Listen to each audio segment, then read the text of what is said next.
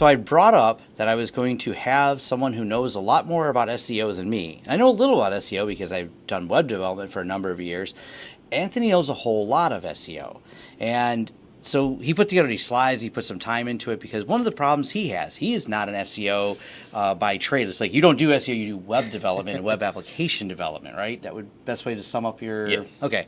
And not like average, maybe a company or two you heard of, I don't know, like Domino's, and you've also do work for StockX currently with your current company, and he's doing all the web application development, which incidentally, when you're doing web application development, you have to be thinking about making sure it's set up for easy SEO, and then that way their content creation team will take over and do some of the SEO for the content. Well, he's going to go back and forth on the details of that, but I introduce you to Anthony from Amber, Detroit, and we're going to talk about all those fun little things about SEO and all those people that are full of BS that will guarantee you the top ranking in Google and every other BS thing that comes in an email that you see. And you told me some, so I don't know how much we're going to be able to share on this, but Anthony certainly told me some horror stories of people who've critiqued after he developed the web app of what they thought the SEO would be. And this is what led to all of this, right? Essentially how wrong they were. So tell us a little bit about that. Start with that process, then before we jump into, we got a whole slide deck we're going to go, but don't worry, they're not a wordy, boring slide, because it's talking points, not a long PowerPoint presentation here. Don't worry. Yeah. So without jumping ahead, because I'm going to pretty much jump ahead a little bit here, but I don't think SEO is really that complicated, and I don't think it should be thought of it that complicated. In honesty, I think it comes down to just creating good content, and half the times everyone's focused on all these technical details, and I think their focus is in the wrong place. I get that there are technical things that need to get done. I think we all agree that that's the truth, but it's kind of goes to that whole 80-20 rule, where you're spending 80% of your time on 20% of what actually matters, when it should be the other way around. And I look at, there's two things you need to do. You have to have content, number one, and then you need to have the technical pieces. But in all reality, the time spent should be more on the content. Yeah, and if you look at really successful SEO strategies, and I brought this up to people, I say if you take Home Depot or Lowe's, and we'll use them as really big examples, but they have entire build processes that they have for how to build this or how to build that, these home improvement projects. By the way, the tools are located on these aisles with these links to these product, and that kind of drives it. So you came there looking for how to install something, you found this cool build DIY project. That's good content. You're there because of the content. And I've seen travel sites do this as well. Hipmunk has a really good, their travel blog. They really good vacation reviews of spots. And by the way, click the link here and you can book. That's good content, as opposed to these people who try to sell you this black magic of, all right, we're going to buy 30 million domains that all have a varied name of things people type in. And that's not, there's not a shortcut to it. And that's kind of what we want to cover in this. So we'll go ahead and get started on the slides here before I just ramble on about it too much. This is good. But I'm right with that, right? This is what you're seeing, right? This is the problem here. So I'm going to just skip through this a little bit here. This is myself. But I thought the best way to really try to understand SEO is if we just kind of talked about what is a search engine at its fundamental state, and then also what is search engine optimization.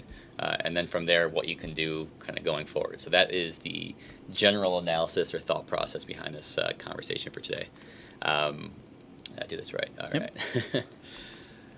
All right. So what is a search engine? I mean, to break it down to me, a search engine is essentially, it's meant to provide something to the user.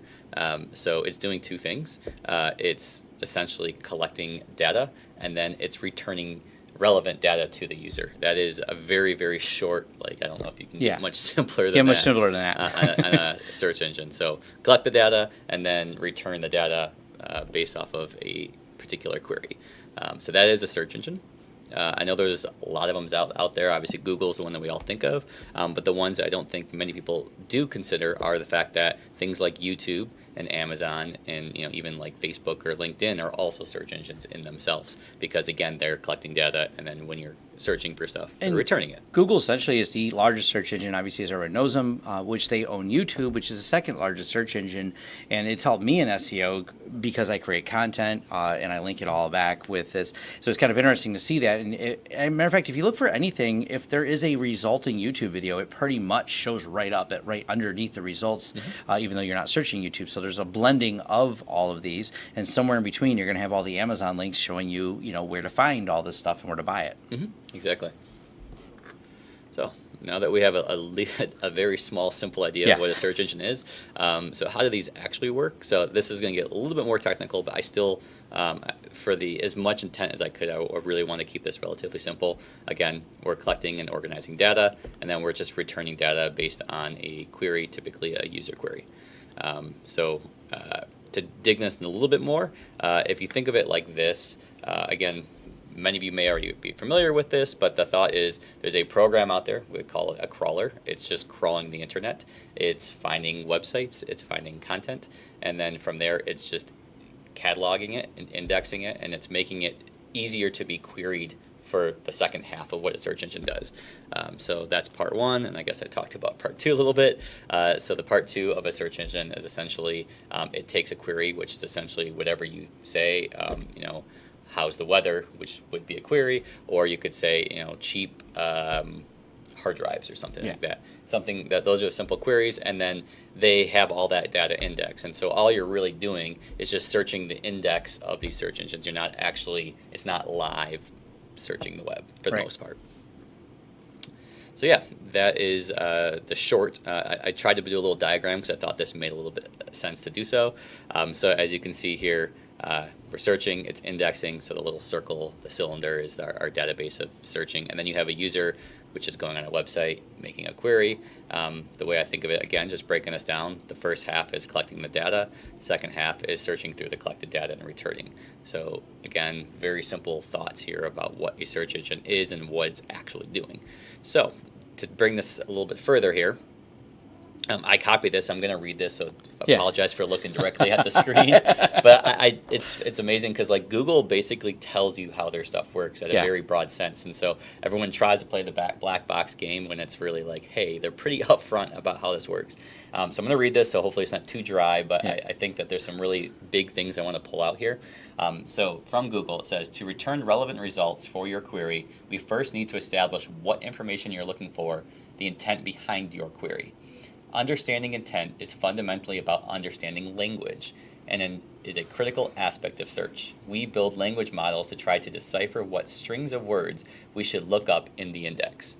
It sounds semi-dry, but the simple thought here is you're asking a question, you're asking for something, and you're supposed to get a result. That is what Google's trying to do. And so the big thing I like to point out here is they're trying to understand language. And if anyone's tried to learn a new language, you would understand that it can be difficult. So can you only imagine how these search engines have to think and how they have to be able to pull that information out and help. And so the big thing to point out here is it's all about language. And we'll dig into this a little bit more without preluding, but that is the content. And before, if you started out like I did, I mean, in Anthony as well, in the early 90s or late 90s when web started coming up, it was all about keyword stuffing. Yes. And people still think that's relevant in 2019. It's just not. It's like, oh, you've been doing this a long time, but you haven't been keeping up with technology when someone says that. I'm like, yeah, that mattered by just filling it. Now it's, you got to remember, Google's very clear about this. Their system contextually reads the results and makes sure they're relevant. YouTube goes a step further. If I make a video on YouTube, they read the data, they read my lips, so to speak. They're doing language conversion and seeing if it's relevant to my title and if it's relevant to you. They're actually indexing those words. That's how they get all the little auto display on the bottom. So this is really important. Google's very open about this. There's links we'll leave this whole slide deck in there, but there's links in this.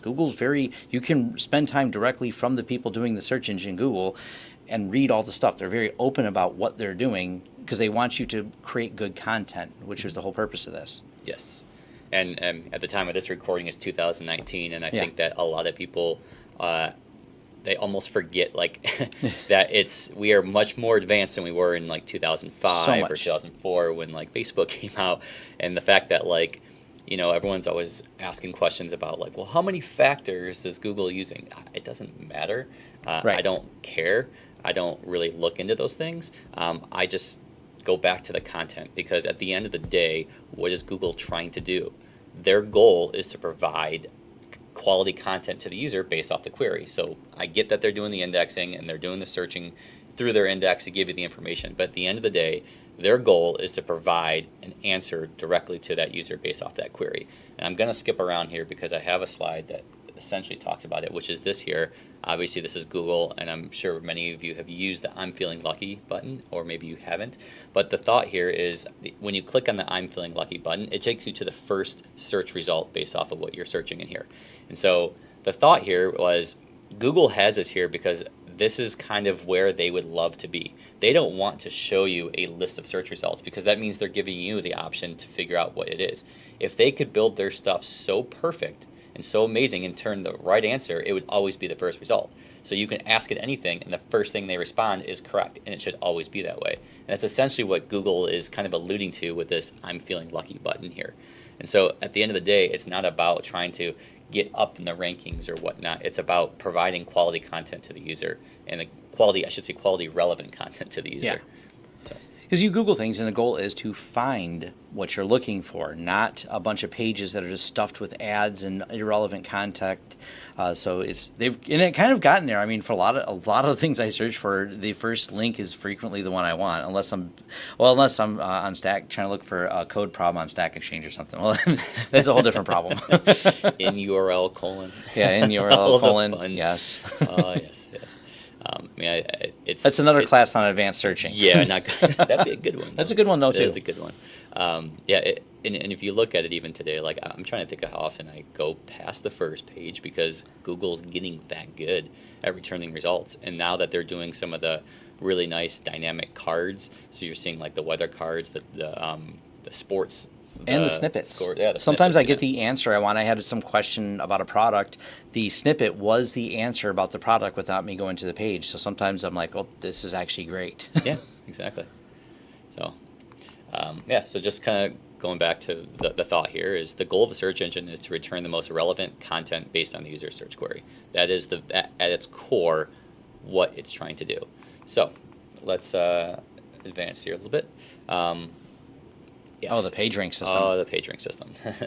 So this also, I love, so I read the very first version of PageRank many moons ago, like full context. So this has been about 2006 and 2007.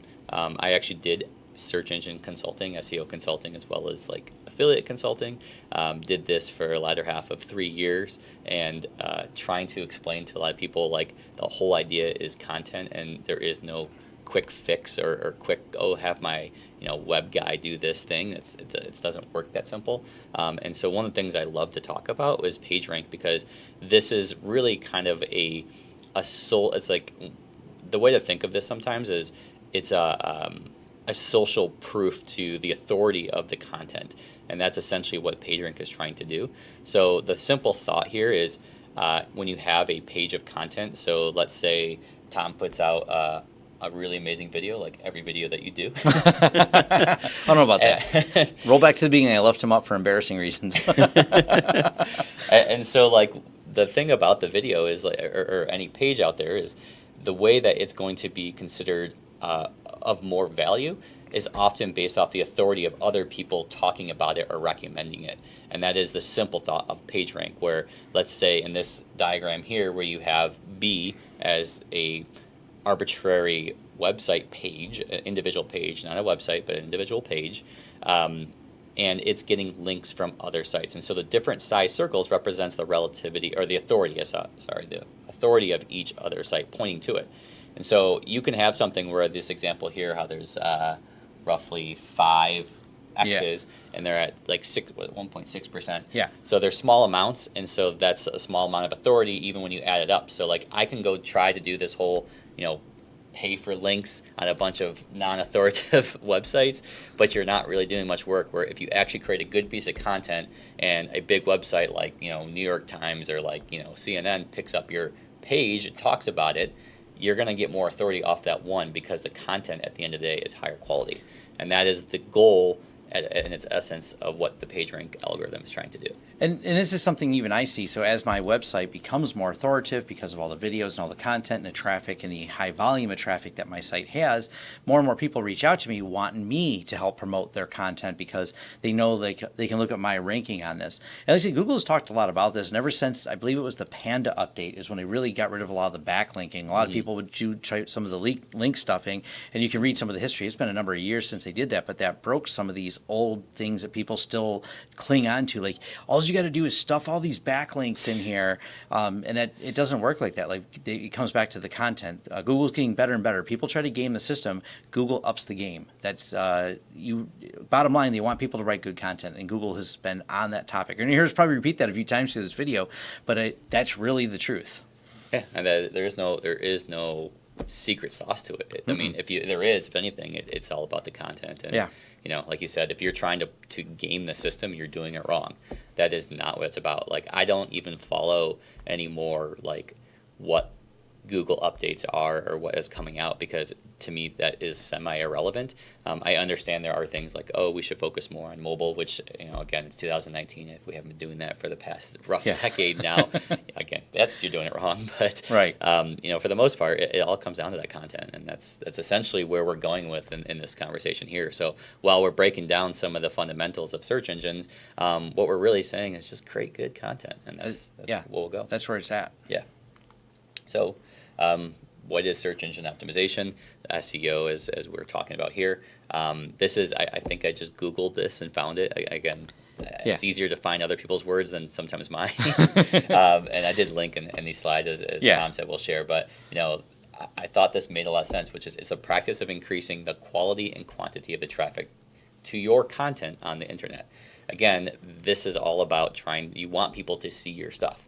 But if your stuff isn't good, then you're just trying to game the system for people to see not good stuff. So just create good stuff, and then the rest will kind of come from there. So, two types of optimizations. Again, you may have heard some of these terms, which is on-site SEO, off-site SEO.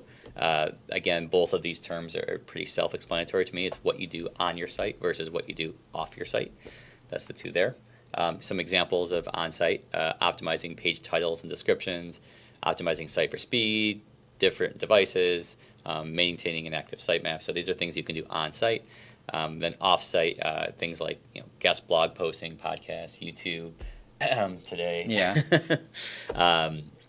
Active use of social media. Even I even think of stuff like public speaking and attending network events as off-site SEO, because again, you're there to talk about your authority, and ultimately it's going to drive people back to your content. And I remember in early tech days we called it getting slash dotted, where slash was really popular. News site still is somewhat popular. I've heard that in so long. I know, internet. But you would get an article that was really popular and it linked back to your site because it's something you had done, and you would see all that traffic there. But that would later and still will show up in things like search engine results. Same with guest blog posts. This is what people ask me for a lot. They want to do a guest blog on my blog and have me link back to them because of the authority. And the public speaking and networking, don't underestimate that. You'll find even an event when someone has done it, that if it was big, even a meetup had a lot of attendees, or any of the other different platforms that are made for event management, that linking back to your site, because there was a lot of people interacting and discussing and sharing it across a lot of those are all indicators. Google goes, well, a lot of people said you should look at this person because we see all the people. Goes back into PageRank. These are things that the search engines are still using as indicators for that. Yeah, I mean, and also, like, if you do like a public speaking event, I've done one out in Vegas, and they had a speaker profile on a relatively authoritative website, and that pointed back, and I looked at my analytics, and I was like, wow, I didn't even think of this. I'm like, yeah. I mean, in all honesty, I didn't think about the speaker profile would actually generate some traffic. Again, it all comes down to being able to provide that quality content at the end of the day. So another way to think of on-site, off-site, I think on-site is create great content. Off-site is being able to tell people about your great content. And that's really what you should be focusing on. So it all comes down to, at the very beginning, create good content, and then go talk about it. And that's where you're going to do a lot of your quote SEO tactics, Yeah. if that's what you want to call them. Yeah, which is like even YouTube. YouTube is my offsite content that integrates back into my website. I do embed it, but it's where the discovery process is going to be better on YouTube to find my videos. But it does lead back to, and we get a lot of my inbound traffic is when I look at my analytics, people clicking the links off of the YouTube because we add links to my website and description. Exactly. Okay, so again, this is going right. I feel like a broken record. Yeah. Because we keep doing about this, but this is a really simple thought. What are we really optimizing for? And at the end of the day, it's people. I mean, that's what we're not trying to optimize a computer that has no emotions or thought. I mean, Right. they're just there to solve a purpose. That's what a search engine is there to do, is to solve a purpose. But at the end of the day, what you're really trying to do is provide quality content to people. And so I often joke half-heartedly just saying we are like people optimizers. That's what we're trying to do. Yeah. We're people content optimizers instead of like search engine optimizers. And that's more important than anything, is being able to create good content for people. So I guess the next question is like, what should you do? And again, create good content. I have this. I know this is where I mentioned earlier. We kind of preluded this. I love. How do we say Pareto? Is it Pareto or Pareto? I don't know. I'm a king of mispronouncing things, so flame me in the comments. This is the thought I said earlier, which is the idea that most people spend 80% of their time focusing on the 20% of effort, when they should be doing is taking that 80%, focusing on a lot more that they could do with Yeah, it. this applies to so many things. Spend some time Yes. just thinking about this. Like, this is a tangent we're not going to go off on, but trust me, this discussion happened unrelated to this topic just before we got here of, where you spend your time. So this is something good to think about, but it applies a lot to the SEO. Yes. Yeah, I mean, even when I used to do the SEO consulting days, like the thing that always would come up is like, can I do this? And what about that? The backlink thing would come up, or like, how many keywords make sense? Or like, what should I put in my title? And I'm like, well, what makes sense to the content? No, I want it to rank good for this keyword and this keyword. And half the times people would pick like very simple keywords like best restaurant. And I'm like, that is so irrelevant. It's just so broad and not a good query to try to work for. If your restaurant has a niche, think about the niche and think about there. So, a recipe. And matter of fact, when we're done, we ordered Thai food before we started. So we're going to have Thai food when we're done. But, the search engine for that's going to be not just best Thai food, but the specific type of Thai, maybe a specific flavor. And that's how you can create content around what you want people to know you're about. Yes. I mean, I always would often say, like, what is your audience doing? I mean, that is, I mean, what would they do if they went to Google? Would they search best restaurant? They would probably search something a little bit more specific, like, best restaurants in, downtown Detroit, or being able to say like new restaurants in downtown Detroit. So those are the type of things I think people would search, not necessarily just best restaurant, because it's not a quality query there. All right, so we talked about this, so we can skip through those there. So, hey, guess where we're at? Back Great to that quality word. content. Yes. If we haven't said it enough by now. Yeah. So I always joke, and I've joked for 10 years now, honestly, because I've had these SEO conversations with too many people, and I always said that, like, if I were ever to write an SEO book, I would actually write the book about creating great content, and then I would have an appendix which would be all about the technical optimizations about how to set up a sitemap and how to get your web console set up and how to get your Google Analytics so you can review it data. Like, those are all the technical things, but that's that 20% that you're spending 80% of your time on, where you should actually be focusing on the content. So, and I'll that's actually, my book. and I'll speak to doesn't this. exist. Yeah, it doesn't exist yet, but it should. And this is something like the whole process of doing the sitemap, registering with Google Business, loading analytics, all these little details. A developer can knock this out in a day or two. This is not. Well, that's the thing. It is just not the part. Now, when you say I want to, I'm going to be Hipmunk and I'm going to write these really good travel blogs, that's a lot. They put a lot of effort into content. The DIY projects that Lowe's or Home Depot put on their blog, they're not like, hey, just grab a hammer and a nail and a 2x4 and put something together. They're much more elaborate for kitchen remodels and things like that, because they put a lot of effort into that content to later make you go, oh wow, I can build this kitchen. Or in fact, they somewhat build it on some of them. I think Home Depot have taken to some YouTube videos like showing construction, like this old house style stuff, putting it together. But great content's not easy. We say it, but we know that it's a lot of effort to do that. You will spend some time on that aspect of it to really give people that. I spend hours on my YouTube videos to, go in depth on a topic, just, for many reasons, but that's part of the content. I can't just kind of say, hey, I do firewalls, this video. No, you have to put together something someone's going to want to read, watch, engage with. Yes. All right, so let's talk a little bit about creating good content, and I'm sure you could probably speak equally, if not more than this. But again, this just goes back to the same thoughts that we share with a lot of our clients, things that I've done in the consulting days. For us, it comes down to essentially a few simple thoughts here. Number one is creating a content schedule. I always say, just start with one day a week or one piece of content a week that you're going to release. The next thought is learning how to write good content. Now, this is let's not go back to English class because that was a little dry. But I think that there's a lot that you can learn out there, and I do have some resources that I've shared more than I can remember about how to create good content. The next thing is learning what your audience wants. There's lots of great ways to doing this, like keyword tools, or even your Google Analytics has lots of insights to what your users and audience wants that you can learn how to create content based off of that.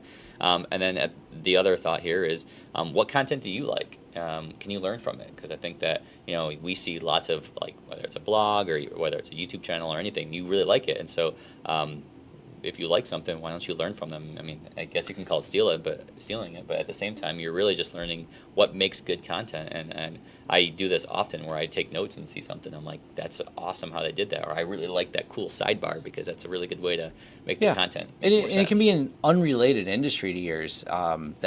I see all the time, I'll see a way something was presented, and I'm like, well, I like the way they presented that. It's completely not tech I may be watching, but the way it was just done or the thought process on it can kind of inspire me to do my content differently.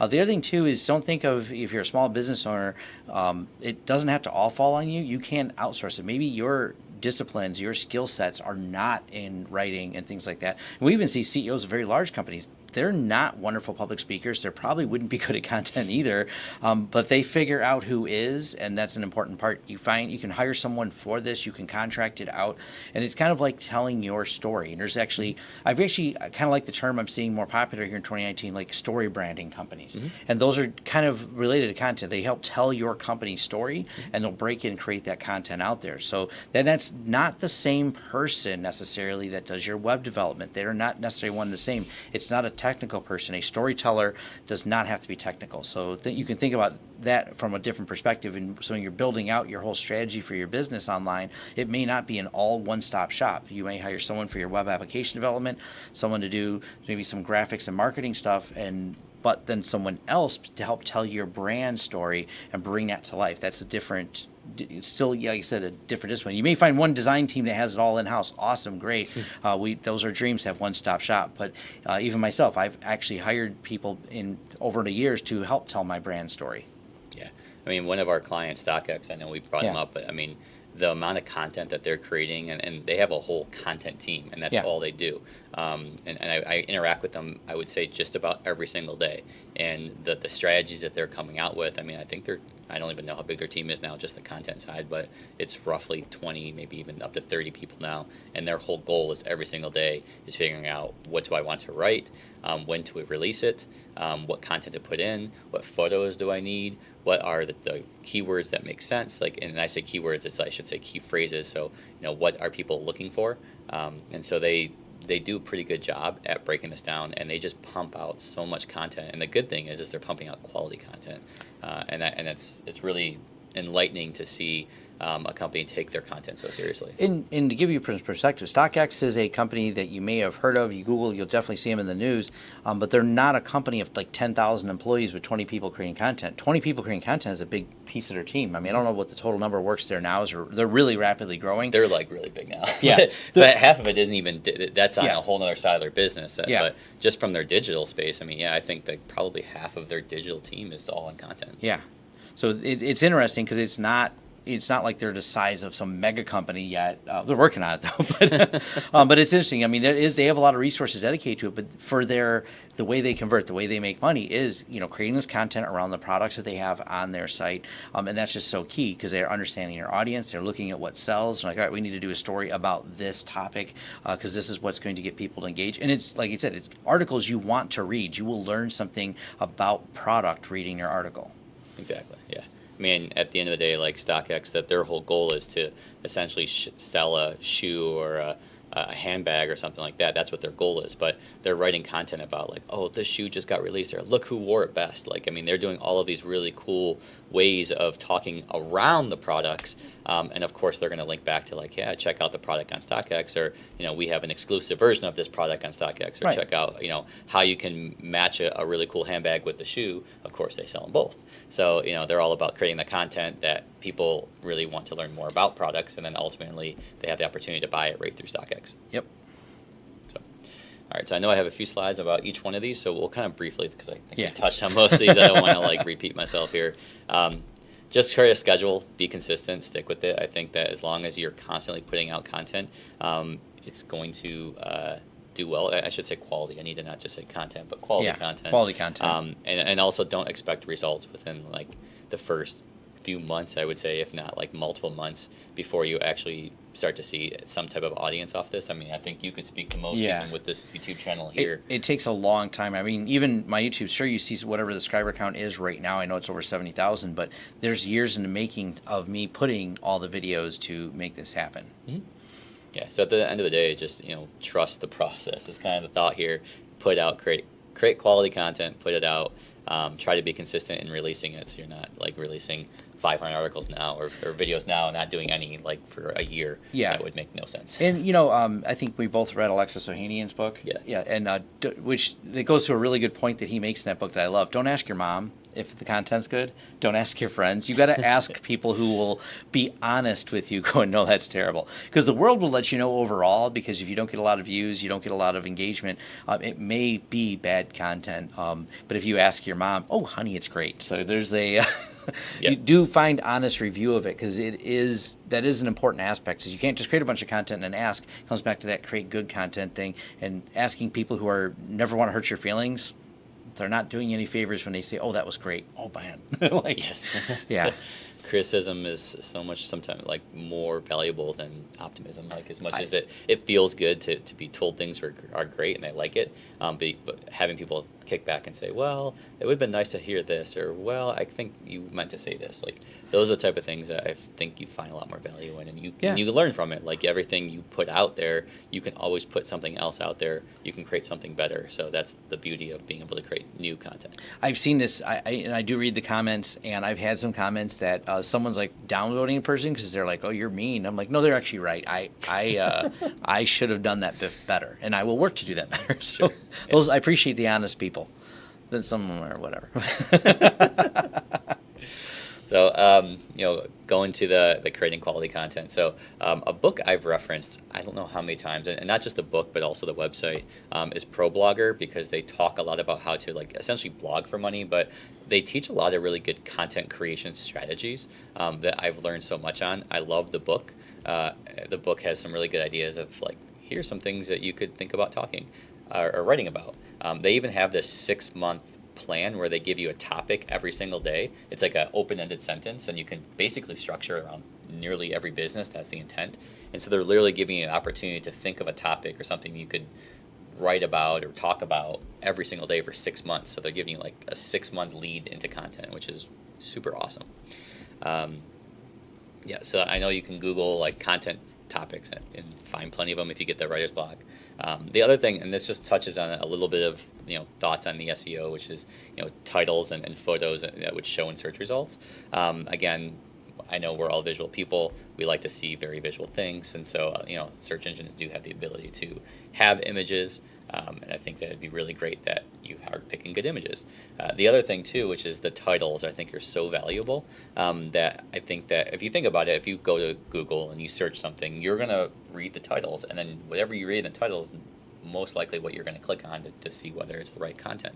And so to the end user, that person who wrote it, they thought about that. And I think that's important that you think about that as well when you're creating your content. And that goes for not just like, your website, but also things like YouTube. Like obviously when you create a YouTube video, you're going to think about what title makes sense. Yeah. So that when someone searches it, that they're more inclined to click on it. Sometimes I overthink it, but think about it in more natural language. Yes. That's the biggest thing. Is what would be the question that would be asked of this? Pull out your Jeopardy hat. I mean, that goes right back to you just went full circle right Yeah. back to the Google, what they said. They're trying to understand language, right? Yeah, and more people type in things in a natural query, so you start with that as a thought. The other thing I'll recommend for great content that helps me a lot is, one, I read a lot of books just in general, and even if those books are not technical. Matter of fact, one of the people I think speaks eloquently is John Green. I've actually recently read one of his fiction books, which is completely non-technical, but boy, it made me think a lot about words because he's such a prolific author. Mm-hmm. But the way his writing style gives me better thoughts on how to do it. So that is just read books. Even if it's fiction, man, it's weird, but I really feel it puts me in a better mindset. I did another book over the weekend. Mm-hmm. Same thing, puts you in another mindset of how those books are created, and even if it's not related to your industry, if it's just a popular book, sometimes there's a reason it's popular. Yeah, exactly. And just to touch base a little bit more on some of the title thoughts here, because one of the things that our clients come to us often and ask is like, they want to increase their traffic and they want to do SEO things, and they're creating content sometimes. Not as much as I wish they would. I really do. Yeah. But the ones that do, they'll create a content and they don't really think about the title and they don't put much effort into it. And so I often say like the title is essentially like your elevator pitch to someone being able to look at that article. And the thing too is, some of our clients have gone in there and just put like a title tag for like just the homepage. But in reality, most people are not coming to your website to the homepage. If they're gonna Google something per se, and find a piece of content, they're going to come to that individual page. So don't always make the assumption that everyone is going to see your homepage to start, because that's most likely not the truth. Yeah, that's it. Yeah, and if you think about the way a headline works, especially with clickbait and things like that, but in the media industry or in the newsroom reporting, they're going to call it a byline, and it's all about that grabbing title. I love the title that Wired had the other day. Everyone was upset because it's July of 2019 about the Face app stealing everyone, the one that makes you look older, and their title was great. It says, "So you're worried about Face app, but have you heard what this Facebook company's doing with your data?" I was like, I want to read that article now. Like, as soon as I see it. I did not see that one. Yeah, they just published it. And I was like, oh, spot on, guys. And it's that is engaging. And what are people searching? What's Face app? What's this? Because it's a hot topic right now of, is this company selling my data to somewhere else? The article is on all those points. It's on point where it is related to what people would search in. Have you heard of Face app? Have you heard of Facebook? It's a fun play on that, but it engages you and makes you go, okay, I got to click on this link and got to read the rest now. Yeah, and speaking of finding information and what you're looking for and what your audience wants, I love the fact that like Google Analytics gives you a lot of information. They tell you what queries people are searching for to get to your website. To be specific, they give you the queries that are non-Google, and then you have to use Google Search Console. I always forget. Yeah, they've changed the name a few times. I don't even know what it's called these days. Yeah, I know. I think it's Search Console. I think it's still called that. Yeah, so through Google Search Console, they'll give you what the queries are from Google, but those are really valuable because you can see what people are searching to find you, and often I've gone in there and I've seen like some really random things about the web space. I'm like, oh, that's weird that they found us through that. The thought should be, well, let's co-create some content around that because maybe there's other users that are also searching that. Yeah. There's lots of great keyword tools. I'm not going to go too far into these because I think to each their own, to be honest. I don't have, I've been asked, what's the best keyword tool? I haven't used them all, so I don't know, is the first answer. The second one, the one that works best for you, is how I would say it because, again, they're all, good in their own rights. The thing I often like to talk about is being able to embrace the long tail keywords, or essentially being more specific about what someone is searching. So going back to that restaurant analogy, best restaurant, it'd be more of a broad statement of a keyword, but saying like best restaurant in Detroit for a date would be something more specific. So if you put out a blog article and said something about like, here's a top 5 best restaurants in downtown Detroit to take a date to, that would be a much higher quality title than just best restaurant. So Right. And you can think about around that too. You can get more in depth and say maybe you list the place to start. You start for the walk in the park. You want to walk downtown, go here, go here. And when you land, you're going to stop at our restaurant and here, and we got a special package. So you can kind of lead them into it and have this great blog article. Take some photos around Detroit. People, especially when I travel. I just got back from Pittsburgh the other day. We're all visual people. I looked at places and places that had good photos. I'm like, that looks like a place that have good atmosphere as well. So don't underestimate kind of bringing them along. Even if those photos are outside of your place, or bring them to the city.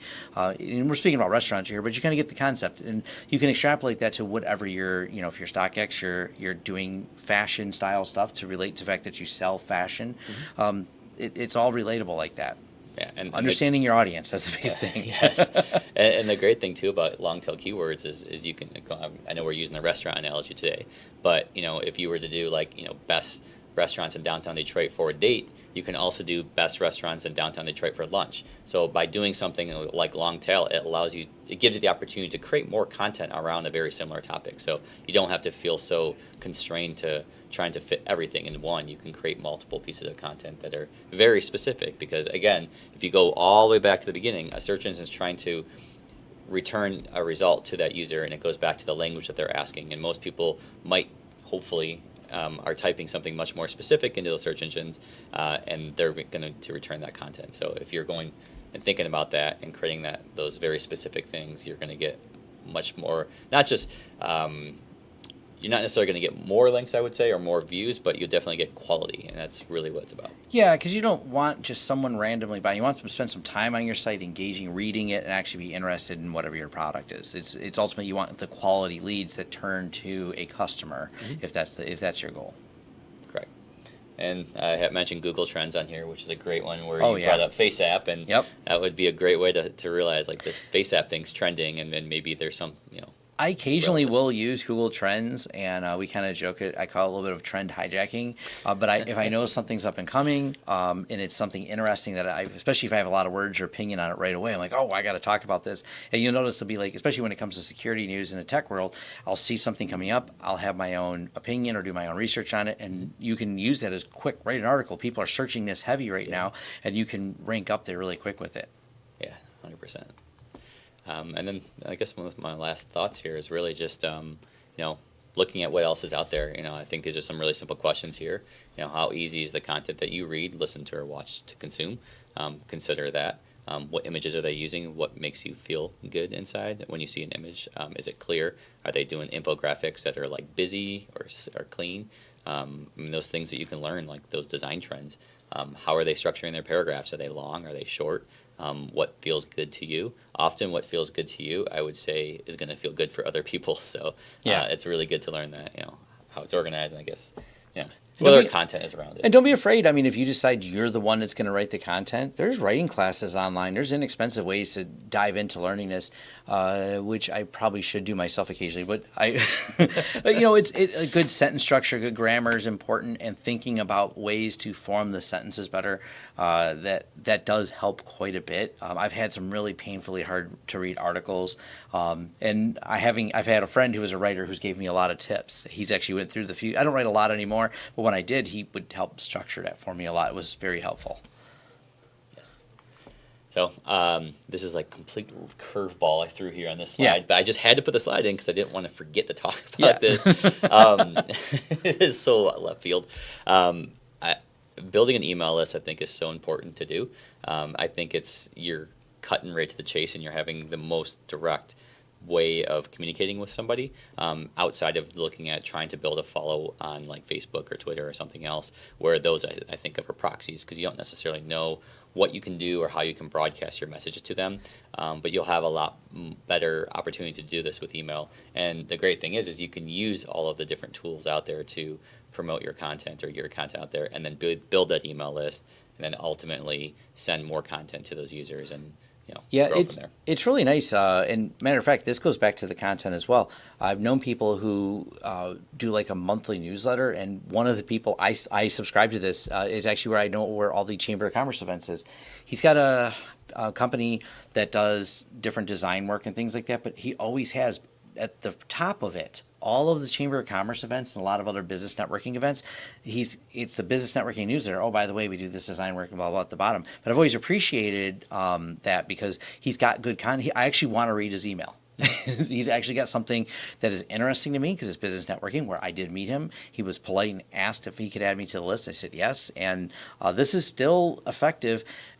Email doesn't have the open rate. It's if you're trying to get general consumers, it's not as good. But if you're doing B2B work at all, email is still very effective. It's still a business tool in 2019. Slack has not killed email, or any insert whichever company made the claim that they're killing email in the next year. It hasn't been done. Yeah. It's still alive and well, and it still does have a good. Especially, I have some friends that built their business and still maintain it greatly by their email list. B2B, it still really works. Millennials may be the people that kill. Like the really young people may finally start to, but I don't know. I don't know. Do you follow the Brew email list? No. Oh, it's great. It's millennial focused news you get Okay. every single day delivered to your email, and it's a great email list. And Well, maybe I could be wrong about I'm over 40, so I could be wrong about these things. But overall, I've shown for B2B, it's effective, and that's the space I work in mostly. We don't do any emails for B2 retail, but for B2B, I will tell you it is effective still. He's not wrong. yeah, I mean, the great thing too about emails, you do even get to invoke your own branding within those emails. So there's a lot to it outside of just being able to put something on. And you're still owning the platform. One of the things, as many people have learned with all these other sites, especially as they come and go, and change the rules dynamically, you may or may not have access to your customers. In the early days of Facebook, anything you posted on your Facebook page was pretty much viewed by them. Quickly, it became pay to play, and then I think without paying, it's something like a 4% view or 5%. It's really low. They keep lowering the number. Basically, if you want, you're like, cool, I have 3 million people that like my page, but for them to see anything, I got to put X amount of dollars into it. And that's how any of these platforms are going to work. They're going to figure out ways to optimize and monetize, which means you don't have the control. You send emails, other than making sure you don't get caught in filters, the emails are going to get through to the people that are on that list. Yeah, I mean, at the end of the day, an email list is the most agnostic way of building an audience, and that's kind of the simple thought there. Yep. So just to touch base on a few thoughts here, one of the first questions that often comes is like, how do I build an email list? Outside of just doing a very simple organic approach of having like an email thing on your website or telling people to subscribe, is giving away free content to get them onto your list. So this could be offering like a PDF, or like here's a free video or something like that. They just give your email, you send them a link or whatnot, and then you can build a list that way.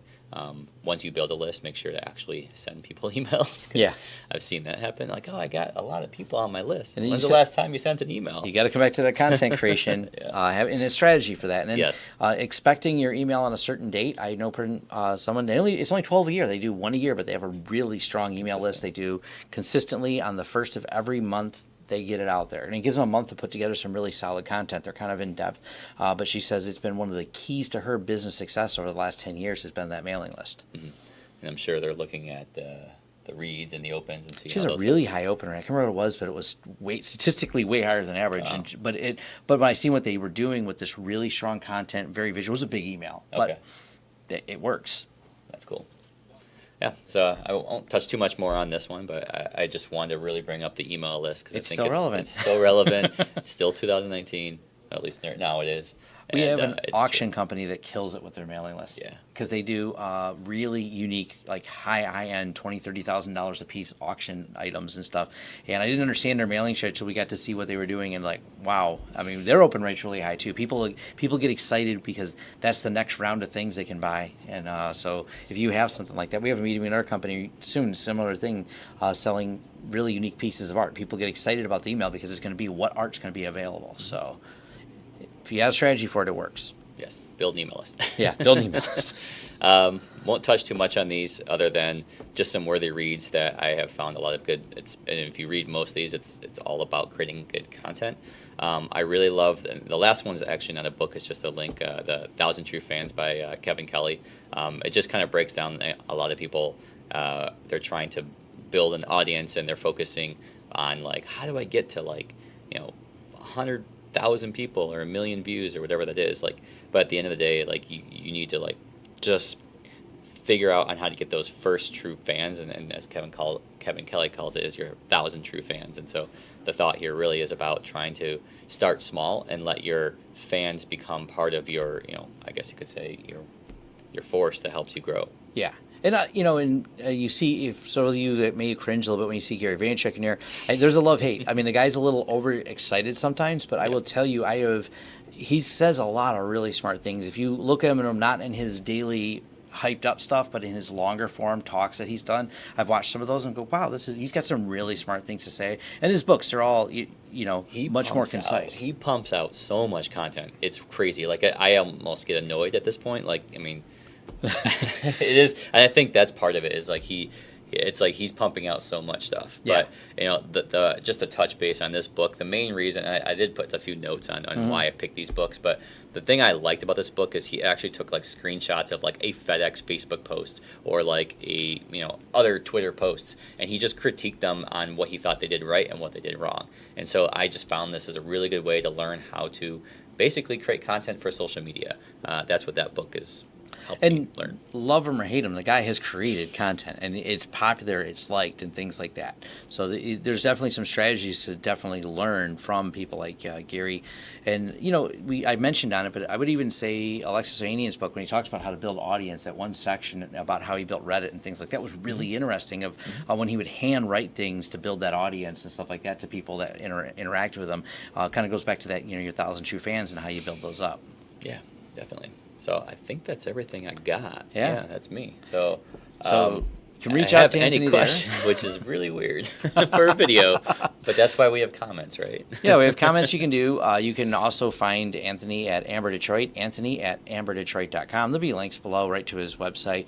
You can learn more about what they do and all the fun development stuff. But we wanted to get this out there because this SEO thing it's like neither one of us is like, this is not our job doing SEO, so we have nothing to really sell you. So we just wanted to share some knowledge with you on what's right, what's wrong, and all these people that every time you're not SEO optimized or you run into that experience. Recently you had a whole debrief and you said you had to dive deep to all the reasons that they were wrong about stuff because they were just very dated. And these companies want a lot of money. I mean, some of these packages, I've seen some of my clients, one of them wanted to sell my client just a domain for $10,000 because it had a key word in their name along with a city. I'm like, really? You think someone's going to, like, I looked at the Google ranking and I tried to explain it to the client. The client's like, but they said it would really, really help our website if we took bought that domain for all this money and just forwarded it to our site. Like, it doesn't work that way. That doesn't help anything for your content. The website doesn't even have content. It's got a placeholder. The guy's just domain squatting. That worked back when the internet was small and Yahoo had an index of every web page. It's not even possible. Even Google's not trying to build an index of the entire world. Not like that. Not in that manner. So hopefully this was insightful. Hopefully you learned something from it, and you're going to get rid of that SEO salesperson. It's got some magic tricks they're going to sell you. You're going to hire someone, or if it's not you, hire someone to actually create some good content. Create good content. That's the whole secret of it all. Yeah. Awesome. All right. Thanks. Thanks for watching. If you like this video, give it a thumbs up. If you want to subscribe to this channel to see more content, hit that subscribe button and the bell icon, and maybe YouTube will send you a notice when we post. If you want to hire us for a project that you've seen or discussed in this video, head over to lawrencesystems.com, where we offer both business IT services and consulting services and are excited to help you with whatever project you want to throw at us. Also, if you want to carry on the discussion further, head over to forums.lawrencesystems.com, where we can keep the conversation going. And if you want to help the channel out in other ways, we offer affiliate links below, which offer discounts for you and a small cut for us. That does help fund this channel. And once again, thanks again for watching this video, and see you on next time.